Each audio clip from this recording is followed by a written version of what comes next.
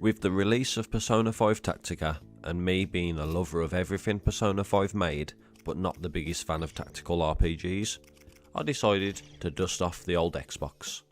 You know, the one I've not completed a single game on since I brought it, because apparently I like to waste money.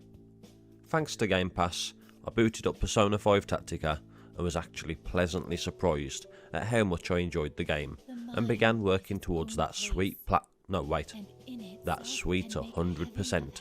Seriously, Microsoft, please do something about your achievements. Oh, well, that could be interesting. Just as a quick pre-warning, this video will contain a lot of spoilers, potentially every single spoiler for this game. So if you do plan on playing this in the near future, then I'd turn this video off right now. Otherwise, sit back, enjoy, leave it a like, and here we go. So the game begins with the Phantom Thieves enjoying some quality time together at LeBlanc's Coffee and Curry Cafe. Christ, that was a bit of a mouthful. They're all watching a news report on the disappearance of a political member when there is an earthquake and the setting comes somewhat distorted. The team notices a strange light emitting from outside, so of course they all rush out into it.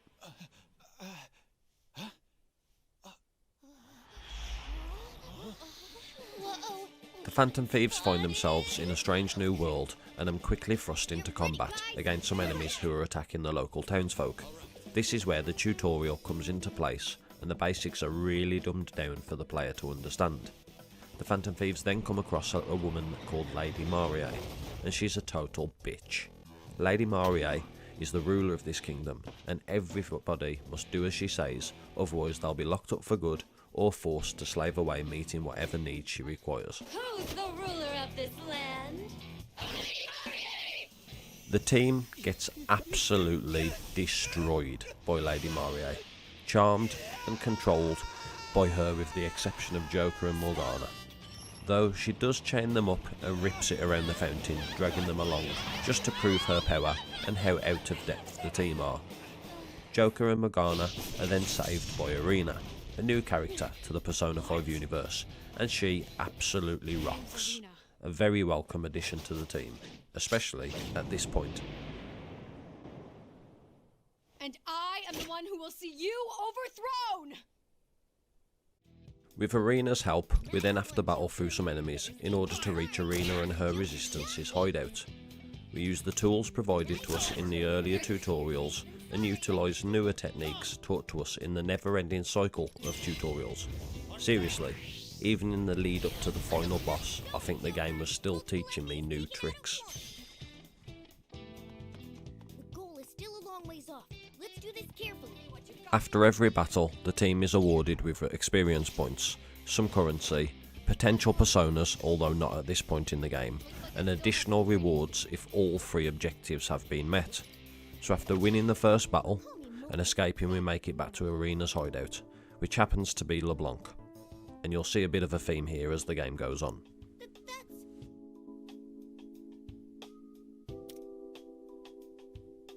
Welcome to the Rebel Hideout. LeBlanc's, aka the hideout, does exactly what it says on the tin, and grants us with a ton of options, such as replaying old missions, taking on side missions, buying and selling weapons, assigning skill points, reading through lore, and most importantly, the Velvet Room, although the perks aren't quite available to us just yet. Progressing with the story, we are thrust into battle in order to deplete Lady Marie's forces, and we are also introduced to the all-out attack mechanic, which at times in this game can be a lifesaver, or even the only way to beat a specific side mission. Upon completing this battle, we find some gears lying on the ground, and Morgana suggests asking Miss Lavenza back at the Velvet Room about them. Of course, that is exactly what I wanted to do, but we first have to head into the prison in order to try and locate any of the other Phantom Thieves that are still under Lady Marie's control. We learn how to use our charge ability to our advantage and quickly dispatch all of the guards before freeing a ton of the prisoners, one of which is the missing politician from the TV report at the start of the game. After a couple of introductions, we are then attacked by Anne and Futaba, who hit hard but were really not much of a challenge. However, Anne and Futaba, despite being defeated, are still under control, and in typical RPG fashion, the answers reveal themselves when Arena's staff begins to blow, turns into a flagpole, banner included, which then, when planted, cleanses the area of all mind control. We then retreat back to the hideout and finally get the chance to head over to the Velvet Room, where Miss Lavenza explains that the gears we found can be used to fuse personas. After doing just that for a few times, concentrating mainly on fusing every possible persona regardless of level or power, I ended the section with a brief chat between Morgana, Anne and Arena, and earned my first achievement, Lavenza's Aid, for gaining the ability to fuse personas.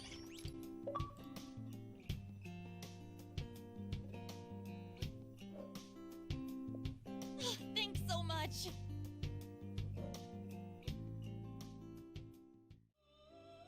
So with one of the hardest achievements being for registering every single persona in the game, I decided I'd replay some missions in order to get some more persona gears, more currency for more weapons, and generally just levelling up my party. After fusing a fair few more personas, I then earned my second achievement, and one that's been in almost every persona game released. Accidents happen, for witnessing a fusion accident.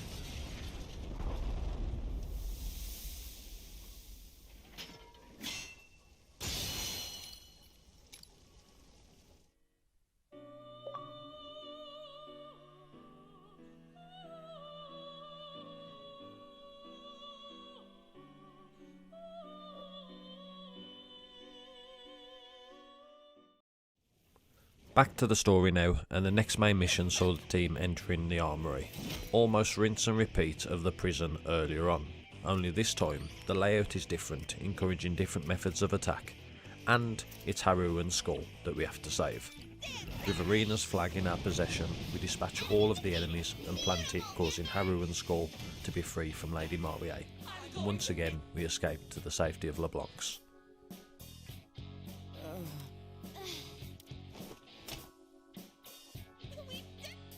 Looks like they're just conked out. We then find out that Lady Marie is holding a wedding ceremony, and Toshiro, the politician we saved earlier, is going to be the groom, which is news to him, although he seems to be struggling with amnesia, so maybe he was clapping them cheeks before. Just saying. During one of the fights, while heading towards the wedding ourselves, I earned 2 achievements. First was Cum Arson, for inflicting despair 20 times using Joker, and the next achievement was Perfect Aim, for using our guns in battle a total of 100 times.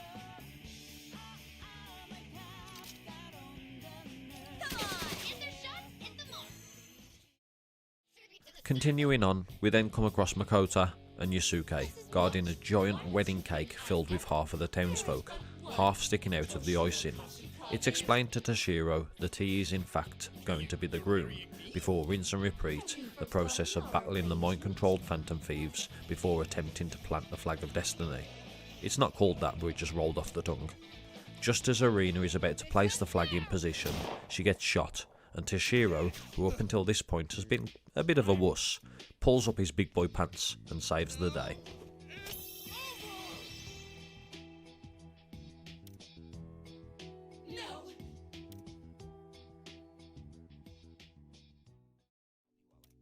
We all head back to the hideout, and luckily Arena is fine, as it's just a flesh wound. The squad has a long discussion about trusting Toshiro and listening to his guidance, as he doesn't want anybody else to get injured by blindly rushing in, Arena style. After this touching little moment, we earn achievement number 5, The Battle Begins, for reuniting the Phantom Thieves.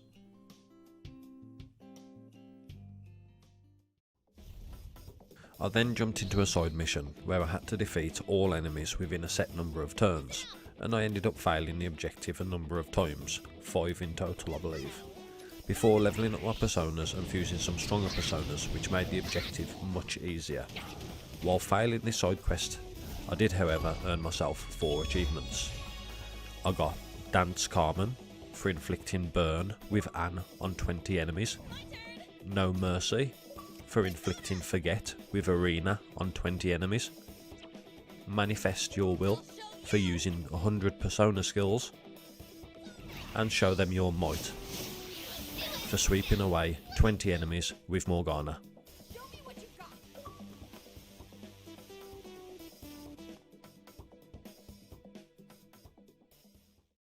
Welcome. Once that side quest was finally beaten, in thanks to the all-out attack ability and lots of powering my team up, I then brought some new weapons with the additional finances that I had acquired. Take your time. With this, I earned the achievement Big Spender for purchasing 10 different weapons.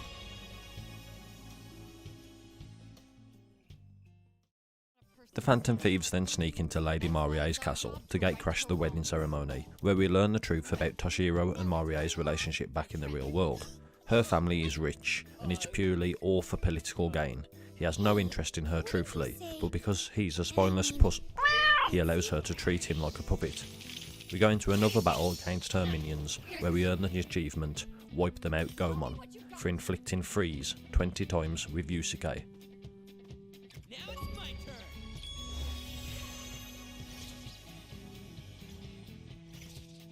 Then, during the same battle, we also picked up our next achievement, Take That Treasure Kid, for shocking a total of 20 enemies using Ryuji.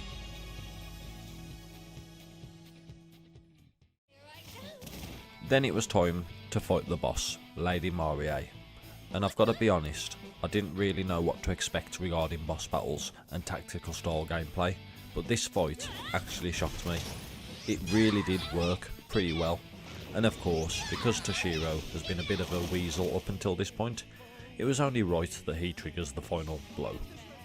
So with Lady Marie defeated, we get the achievement Saviour of the Land for defeating the First Kingdom boss.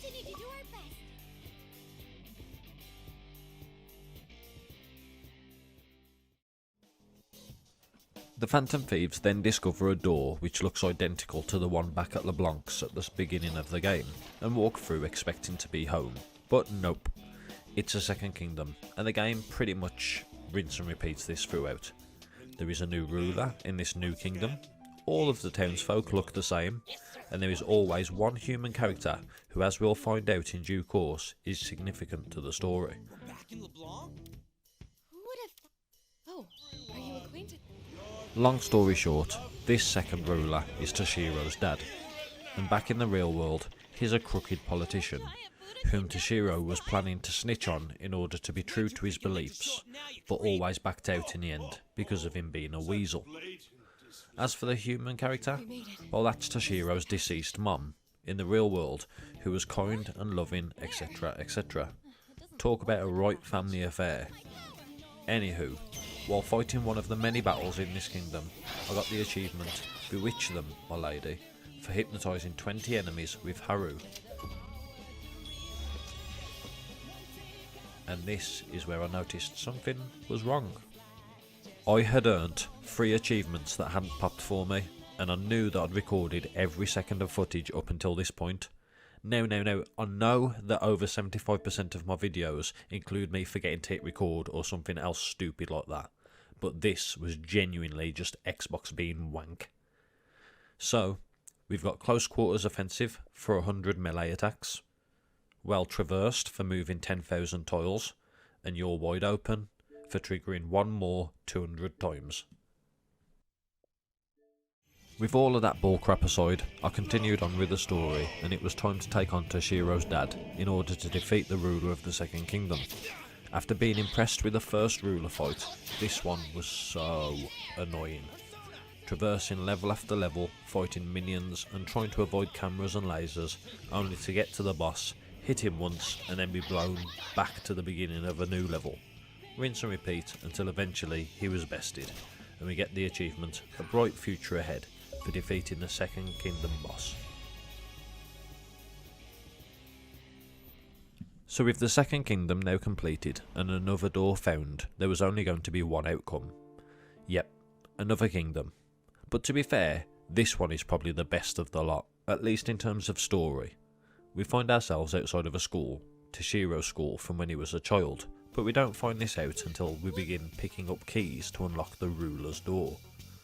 For every key, Toshiro and the team also experience a flashback, in which we meet a girl called Eri, who looks like Arena, and sounds like Arena. Fine.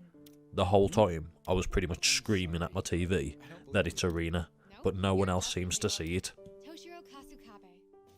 Yes. So after finding the fourth and final key, the team watches another flashback where they believe they now know who the ruler of the kingdom is. An old music teacher who'd blackmailed and manipulated his way to become principal of the school, and had turned all students against one another. Young Toshiro and Eri trick the teacher into confessing all his evil doings on a tape recorder and rally all the students against him. In a side mission in between what I've just explained and the bombshell that is about to be dropped, I happen to get the achievement Ultimate Strike for dealing over 2,000 damage in a single attack. Here I go.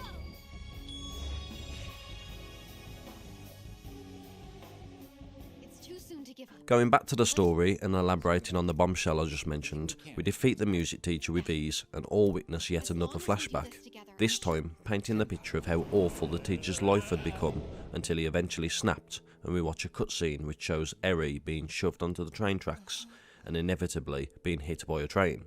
She somehow survives but just isn't the same anymore, and Toshiro tells us of how he hadn't seen Eri much since. Thinking that the third ruler had been done and dusted, we're called out to by a voice that sounds slightly familiar, which is later revealed to be Toshiro himself, signalling his battle within himself as he blamed both Eri and the teacher for what had happened. This was the true ruler of the Third Kingdom, and with it came a lot of twists and turns, some of which I saw coming, some I did not. He looks just like Toshiro. We find ourselves on the school roof, face to face with Shadow Toshiro as he dangles an unconscious Arena over the edge, his power far too great for the Phantom Thieves as he leaves the team unable to move. Toshiro pulls them big boy pants tighter and manages to injure his shadow self, and also saves Eri before she falls to her death. Then, in probably the greatest cutscene of the game reveals Arena's true identity as she powers up and Toshiro becomes a Persona user. All manner of suffering can lead your heart astray. But a kindled flame can withstand any strife in this world.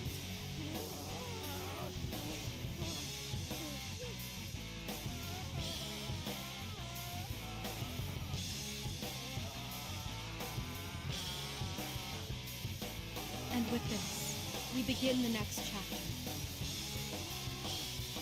I am now, thou art I. Now, call my name!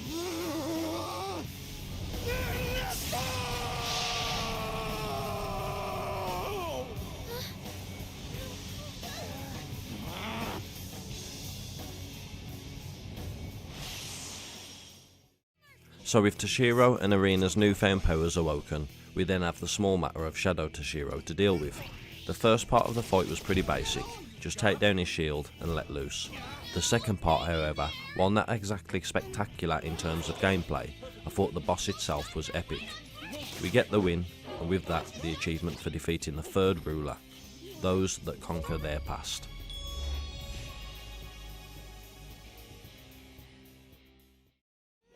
Then we're on to the fourth kingdom, and this one is different, as it's not a person or shadow, but almost like a god himself, Salmael. I think that's how you pronounce it. Anyway, he created the cognitive world within Toshiro in an attempt to block out the ability to feel like he could fight and potentially lose, leaving Toshiro distressed. Something along those lines anyway. It was a bit complex.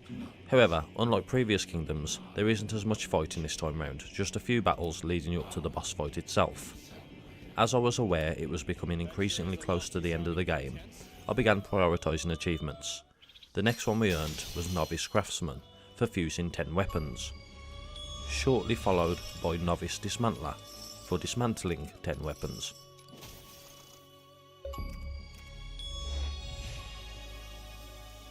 Then, with all the levelling up and grinding I'd been doing, the achievement New Heights for unlocking the final skill in a character's skill tree.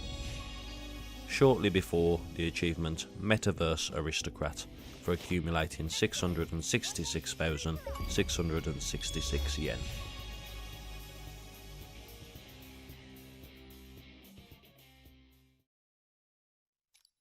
The next achievement I earned was Conqueror of Kingdoms for completing all of the side quests, and I then completed the last mission before the boss fight, and because I'd fulfilled the 3 objectives in this mission, along with every other mission in the game, I got the achievement Grand Thievery, before then heading back to LeBlanc's and earning the achievement Quality Time at LeBlanc's for watching all the hideout conversations.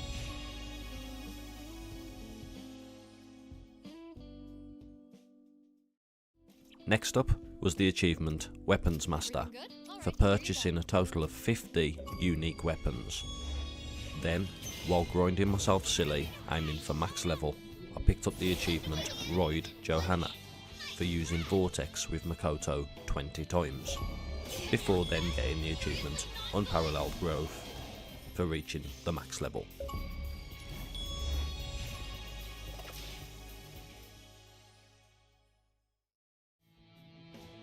I then replayed the same mission over and over again for the achievement Sleep Craftsman for putting 20 enemies to sleep with weapons, which took forever, before then fusing the last persona that I could during this run and earning the achievement The Ultimate Mask for fusing the legendary persona Santanil.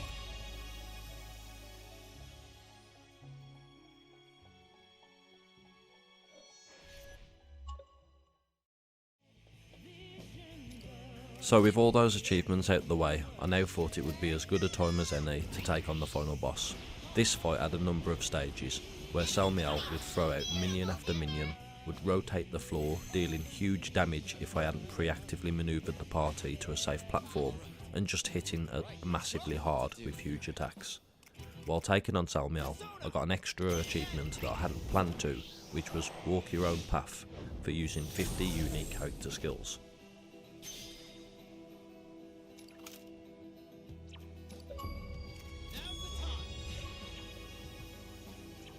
Then, by using the exact same move that earned me the last achievement, I dealt the final blow to Salmiel and watched the cutscene where the Phantom Thieves dodge, duck and dive to avoid being hit by the huge gears Salmiel had threw at us before being awarded the next achievement, A Will for Change, for defeating the ruler of the Fourth Kingdom.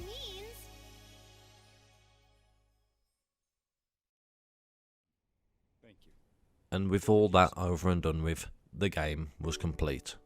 Roughly 20 minutes of cutscenes and dialogue resulting in the Phantom Thieves getting home, Toshiro putting wrongs right and attempting to start from scratch to be a politician the people could trust, and then right at the depth, a nice fitting end when Toshiro and Eri, after all this time, finally meet once again. This got me the achievement, A Tale of Revolution.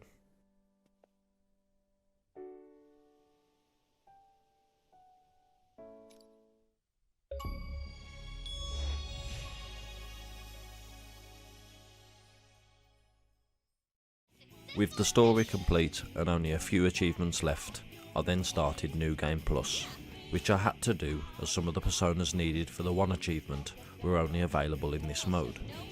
I raced through as quickly as I could, skipping every bit of dialogue and skipping over all the side missions. I got the achievement Stylish Synergy for performing 50 all-out attacks. And then, what bomb chop video would not be complete without me fucking up by forgetting to record? But I earned the Endless Journey achievement for taking 500 turns.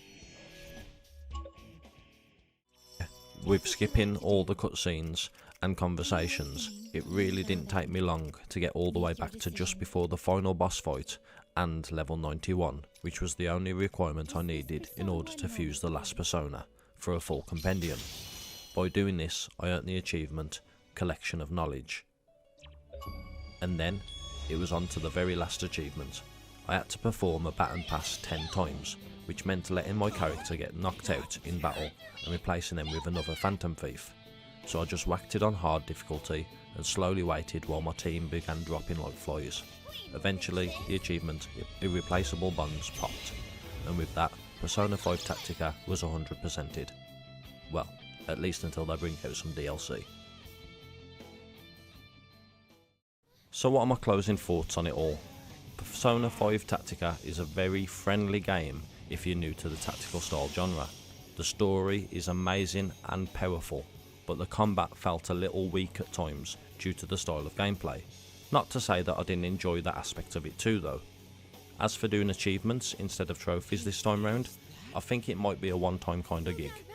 The inconsistency of when the achievement pops, the fact that 3 achievements didn't even pop at all, it's kind of put me off. But let me know what you think. Should I do more achievements in the future, or should I solely only do PlayStation trophies from this point on? And of course, if you made it to this point in the video, then you're a real OG, and I thank you so very much. Peace.